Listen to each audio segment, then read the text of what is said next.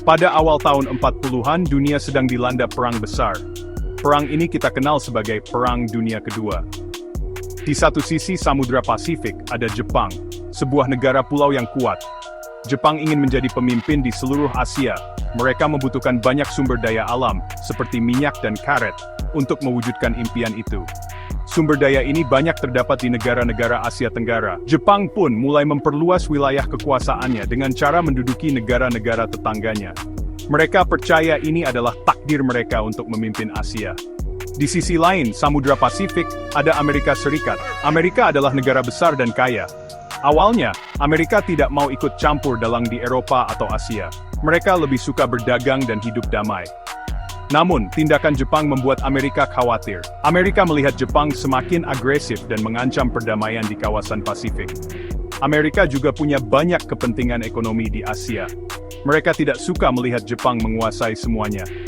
Ketegangan antara dua negara besar ini pun terus meningkat setiap harinya, seperti api dalam sekam. Untuk menghentikan Jepang, Amerika mengambil sebuah langkah tegas. Mereka berhenti menjual minyak kepada Jepang. Ini adalah pukulan yang sangat telak. Bayangkan saja, hampir semua mesin perang Jepang, mulai dari kapal perang hingga pesawat tempur, membutuhkan minyak untuk bergerak. Tanpa minyak dari Amerika, kekuatan militer Jepang bisa lumpuh total. Keputusan Amerika ini membuat para pemimpin militer di Jepang menjadi sangat marah.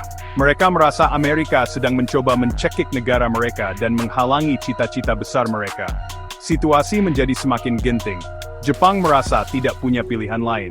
Mereka harus mendapatkan sumber daya dengan cara apapun, bahkan jika itu berarti harus berperang melawan negara sekuat Amerika. Para jenderal di Tokyo mulai menyusun sebuah rencana yang sangat berani dan nekat. Mereka berpikir, jika mereka bisa melumpuhkan kekuatan utama Amerika di Pasifik dalam satu serangan kejutan, mereka akan punya cukup waktu untuk menguasai seluruh Asia Tenggara. Mereka tidak tahu bahwa keputusan ini akan memulai salah satu konflik paling dahsyat dalam sejarah umat manusia. Pada pagi hari yang tenang, tanggal 7 Desember tahun 1941, Jepang melancarkan serangan kejutannya. Ratusan pesawat tempur Jepang terbang rendah di atas langit Hawaii. Target utama mereka adalah pangkalan Angkatan Laut Amerika di Pearl Harbor. Saat itu, sebagian besar tentara Amerika sedang beristirahat di hari Minggu. Mereka sama sekali tidak menyangka akan diserang. Dalam waktu kurang dari 2 jam, serangan itu berhasil menenggelamkan atau merusak banyak kapal perang besar Amerika. Ribuan tentara tewas. Serangan ini adalah sebuah kesuksesan besar bagi Jepang, tetapi juga membangunkan raksasa yang sedang tidur. Berita tentang Pearl Harbor mengejutkan seluruh rakyat Amerika. Presiden Franklin D. Roosevelt menyebut hari itu sebagai hari yang akan hidup dalam keburukan. Kemarahan rakyat Amerika memuncak. Negara yang tadinya tidak mau berperang, kini bersatu padu untuk membalas. Amerika secara resmi menyatakan perang terhadap Jepang. Pabrik-pabrik di seluruh Amerika mulai bekerja siang dan malam. Mereka tidak lagi membuat mobil atau kulkas, melainkan tank, pesawat, dan kapal perang. Amerika mengerahkan seluruh kekuatannya untuk menghadapi Jepang di medan perang Samudra Pasifik. 6 bulan setelah serangan Pearl Harbor, Jepang merasa sangat percaya diri. Mereka berencana untuk menghancurkan sisa-sisa armada Pasifik Amerika dalam satu pertempuran besar.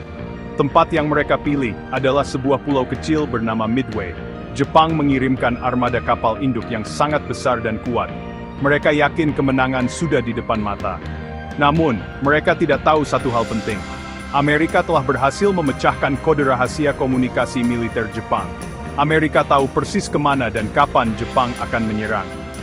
Pertempuran Midway yang terjadi pada bulan Juni tahun 1942 menjadi titik balik perang di Pasifik. Angkatan Laut Amerika, meskipun jumlahnya lebih sedikit, sudah siap menyergap armada Jepang. Dengan strategi yang cerdas dan sedikit keberuntungan, pesawat-pesawat pengebom tukik Amerika berhasil menemukan dan menenggelamkan 4 kapal induk andalan Jepang. Kehilangan 4 kapal induk dalam satu hari adalah sebuah bencana besar bagi Jepang. Mereka kehilangan pilot-pilot terbaik dan kekuatan utama angkatan laut mereka. Sejak saat itu, Jepang kehilangan kemampuannya untuk menyerang dan mulai terdesak untuk bertahan. Di balik setiap strategi perang, ada tokoh-tokoh penting yang menjadi otaknya. Dari sisi Jepang, ada Laksamana Isoroku Yamamoto. Dia adalah seorang komandan angkatan laut yang brilian dan dihormati. Yamamoto sebenarnya pernah tinggal di Amerika dan tahu betul kekuatan industri negara itu. Dia sadar bahwa berperang melawan Amerika adalah ide yang sangat berbahaya. Namun sebagai seorang prajurit, dia tetap setia pada negaranya. Dialah yang merancang serangan berisiko ke Pearl Harbor, dengan harapan bisa melumpuhkan Amerika dan memaksa mereka berdamai dengan cepat. Strategi Jepang pada awalnya sangat efektif.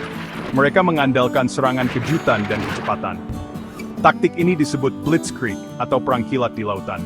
Mereka ingin menguasai wilayah seluas mungkin dalam waktu sesingkat mungkin, sebelum Amerika bisa bangkit dan membalas. Mereka juga sangat mengandalkan semangat juang para prajuritnya, yang dikenal sebagai semangat Bushido. Para prajurit Jepang diajarkan untuk tidak pernah menyerah dan rela mati demi kaisar. Namun, kelemahan utama Jepang adalah sumber daya mereka yang terbatas dan terlalu bergantung pada kemenangan cepat. Di pihak Amerika, tokoh utamanya adalah Laksamana Chester Nimitz. Dia diangkat menjadi komandan Armada Pasifik Amerika setelah bencana di Pearl Harbor. Tugasnya sangat berat membangun kembali armada yang hancur dan melawan musuh yang sedang di atas angin. Nimitz adalah seorang pemimpin yang tenang, sabar dan sangat cerdas. Dia tidak gegabah mengambil keputusan.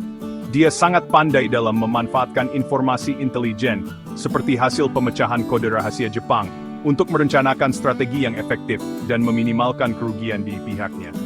Strategi Amerika sangat berbeda dengan Jepang. Amerika tahu mereka punya keunggulan dalam jumlah sumber daya dan kapasitas industri. Mereka bisa membuat lebih banyak kapal, pesawat, dan senjata daripada Jepang. Strategi mereka adalah perang gesekan atau war of attrition. Mereka akan terus bertempur, merebut pulau demi pulau, dan secara perlahan-lahan menghabiskan kekuatan militer Jepang hingga musuh kelelahan dan tidak bisa melawan lagi. Strategi ini memang memakan waktu lama dan banyak korban, tetapi pada akhirnya terbukti sangat berhasil dalam memenangkan perang di Pasifik. Setelah kekalahan telak di Midway, keberuntungan Jepang mulai habis. Amerika, dengan kekuatan industrinya yang raksasa, terus mendesak maju. Mereka merebut kembali pulau-pulau penting seperti Guadalcanal, Iwo Jima, dan Okinawa dalam pertempuran yang sangat berdarah. Setiap pulau yang direbut membawa pasukan Amerika semakin dekat ke daratan utama Jepang. Kekuatan udara dan laut Jepang semakin lemah. Kota-kota di Jepang mulai dibom oleh pesawat-pesawat pengebom B-29 Amerika. Meskipun sudah diambang kekalahan, militer Jepang menolak untuk menyerah. Pada bulan Agustus tahun 1945, untuk mengakhiri perang dengan cepat dan menghindari lebih banyak korban jiwa, Amerika membuat keputusan yang mengubah dunia selamanya. Mereka menggunakan senjata baru yang sangat dahsyat, bom atom. 2 bom atom dijatuhkan di kota Hiroshima dan Nagasaki. Kerusakan yang ditimbulkan begitu mengerikan, sehingga akhirnya memaksa Kaisar Jepang untuk menyerah tanpa syarat. Perang Dunia Kedua di Pasifik pun resmi berakhir. Kekalahan ini mengakhiri era militerisme Jepang dan memulai babak baru dalam sejarah negara itu. Dampak dari pertempuran ini sangat besar. Amerika Serikat keluar sebagai kekuatan dominan di dunia. Sementara itu, Jepang yang hancur lebur harus membangun kembali negaranya dari awal. Dengan bantuan Amerika, Jepang berubah menjadi negara yang damai dan demokratis. Mereka menjadi sekutu dekat Amerika, sebuah perubahan yang luar biasa jika mengingat betapa sengitnya mereka berperang. Perang ini juga menandai dimulainya era nuklir, yang membawa ketakutan baru tetapi juga mencegah terjadinya perang besar antar negara adidaya selama puluhan tahun. Pelajaran terpenting dari perang antara Jepang dan Amerika adalah betapa berbahayanya ambisi yang tidak terkendali, dan betapa buruknya perang sebagai cara menyelesaikan masalah. Perang ini memakan jutaan korban jiwa, dan menyebabkan penderitaan yang tak terbayangkan.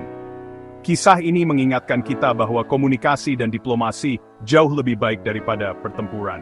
Memahami sejarah ini membantu kita untuk menghargai perdamaian, dan berusaha keras untuk menjaganya, agar tragedi serupa tidak pernah terjadi lagi di masa depan.